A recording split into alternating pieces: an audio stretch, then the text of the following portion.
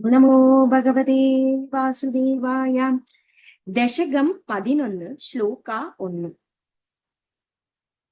ക്രമേണ സർഗേ പരിവർദ്ധമാനേ കദാപി ദിവ്യാകാശനഗാദയഃ തേ ഭവദ്വിലോകായ വികുണ്ഠലോകം പ്രപേദിരേ മാരുതമന്ദിരേശ.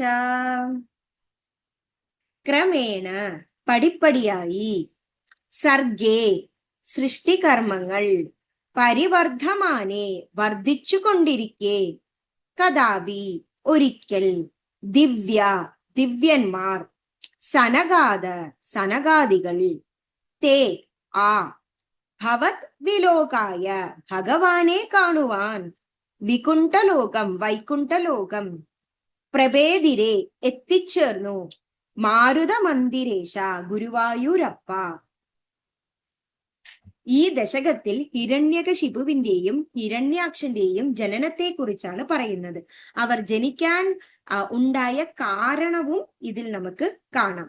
ഇതിൽ ആദ്യമായി പറയുന്നത്, ബ്രഹ്മാവ് പടിപടിയായി ഓരോ സൃഷ്ടികർമ്മങ്ങളിൽ ഏർപ്പെട്ട് നിന്ന സമയത്ത് ഒരു പ്രാവശ്യം ആ സനകാദികൾ, ബ്രഹ്മാവിന്റെ പുത്രന്മാർ, ആ 4 മഹർഷിമാർ, ആ ഒരു വർദ്ധിച്ച ഒരു ഉത്കണ്ഠ മൂലം, ഭഗവാനെ കാണുവാനുള്ള ആ ഒരു ആഗ്രഹം മൂലം ആ സനകാദികൾ വൈകുണ്ഠ ലോകത്തിൽ എത്തിച്ചേർന്നുവല്ലോ ഗുരുവായൂരപ്പ. ഇതാണ് ഈ ശ്ലോകത്തിന്റെ വിശദീകരണം. ക്രമേണ സർഗേ പരിവർദ്ധമാനേ കഥാപി ദിവ്യാസനഗാദയസ്തേ ഭവദ്വിലോകായ വികുണ്ഠലോകം പ്രപേദിരേ മാരുതമന്ദിരേശ. ശ്രീഹരേ നമഃ, ശ്രീഹരേ നമഃ. ഗോപികാ ജീവനസ്മരണം ഗോവിന്ദ ഗോവിന്ദ.